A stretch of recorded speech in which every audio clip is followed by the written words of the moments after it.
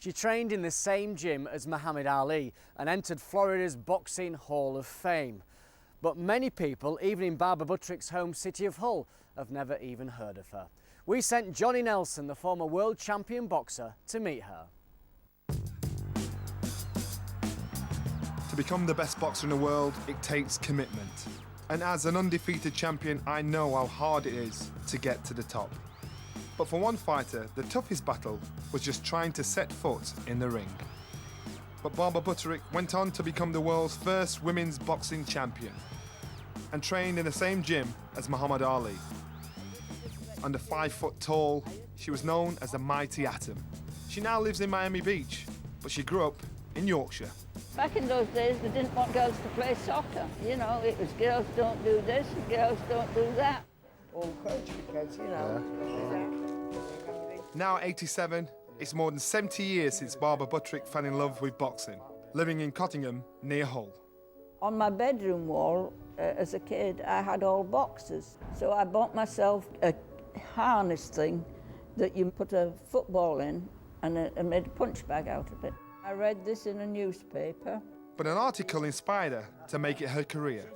Your friend's mother gave you some newspaper to clean your boots. This is the newspaper That's print. the newspaper clipping, and it tells about Polly Burns, who travelled with a boxing booth. I thought, well, if she could do it, so can I. Let me try boxing. Typist by day, but boxer by night, Barbara headed to London to find a trainer and opponents. I think all this talk about girls not boxing is old-fashioned. Girls aren't the delicate flowers they used to be. Anyhow, my boyfriend doesn't mind. In fact, Barbara's boyfriend was a trainer, who she later married. And at Mickey Wood's gym in London, she finally found somewhere she could train. I was 18 then. Oh my goodness. No wrinkles. Yeah. But you still got that fight in your eye, yeah? Soon Barbara was making headlines, though none of them very positive. Bandit girl boxer, horse storm over battling Barbara. The criticism. Did it bother you? Mickey Wood says, we made the front page again. I said, yeah, but look what they're saying. He said, don't read it, measure it. But in 1940s Britain, opinions like that were nothing out of the ordinary. It was seen as something that was on a par with getting drunk and with gambling and with prostitution, and it was seen as disreputable. Why do you think there was such a strong reaction against what she did or what she was doing? It goes with being big, with being strong, with being brave, all these things which make up our ideal of masculinity. But femininity is not made up in those ways. So for Barbara to have boxed was seen as kind of threatening, because boxing's associated with all the things that go with being a real man.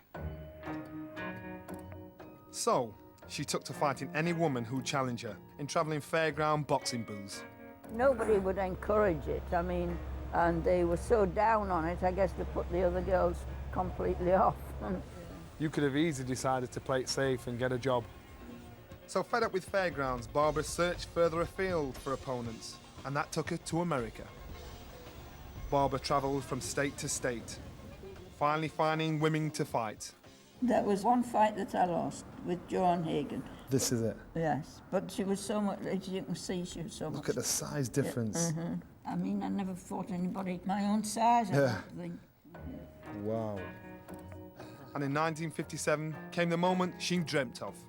She finally got a professional licence and beat Phyllis Kugler to become the world's first women's boxing champion. It's nice to know you're the best in the world, isn't it? You know that too. Yeah. The title brought her to the epicentre of the boxing world, the place where Angelo Dundee trained Muhammad Ali, Miami Beach's 5th Street Gym. Today, the 5th Street Gym's in a new building, but inside the history lives on. I see pictures on the wall of Angelo Dundee, Muhammad Ali. You were here when these guys were here? Yes, I was, yes. Muhammad Ali was just Cassius Clay then, he was young. He was very confident of himself and very showy.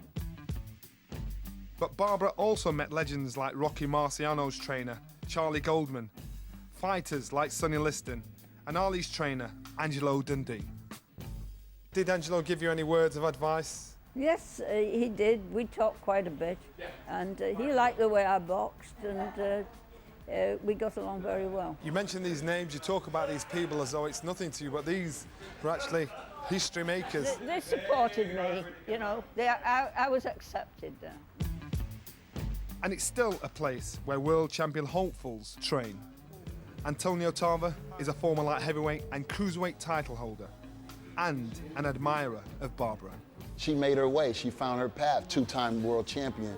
That's beautiful, and I'm glad to have met you, Barbara, and just, I can only imagine the things that she's seen, witnessing and watching the greatness. And I'm sure she probably have a few moves she can teach me right now.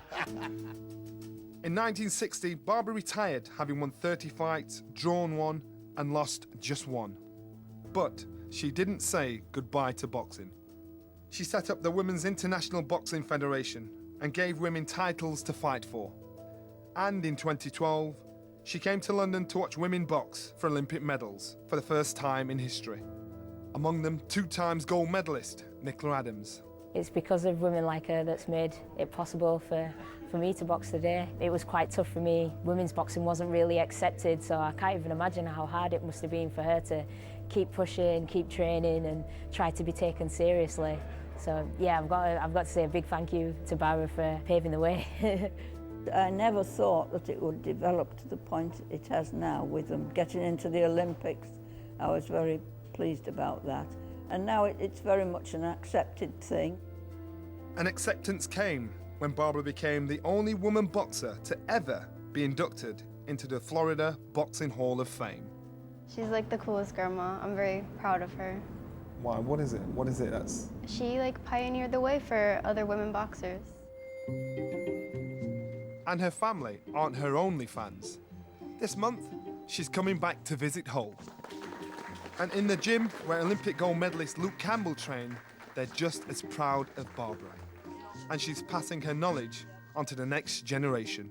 And who's your opponent, do you know? It's a tall southpaw. A tall southpaw, Yeah, well, that's all I've got. You'll have to be very cunning with that. The southpaw's this way. It's very easy to get your feet stepped on. I think it's really like courageous, brave, put herself out there knowing that there's not really anyone else and she's breaking the mould. It has equalled out now, girls and boys boxing, but sometimes you have the odd coaches or the odd people like, oh, girls don't box, but she's shown us that obviously they do, and they do well. If I was a kid today, I would be in my glory. Just pack my gym bag and walk off the same as anybody else and go in the gym and work out. I think it's terrific. When Barbara put on her first pair of boxing gloves more than 7 decades ago, she could only dream that girls would be welcomed into boxing gyms. But it could never have happened without Barbara leading the way. And Barbara will be a guest at the International Women of the World Festival in Hull this coming weekend. Well, that's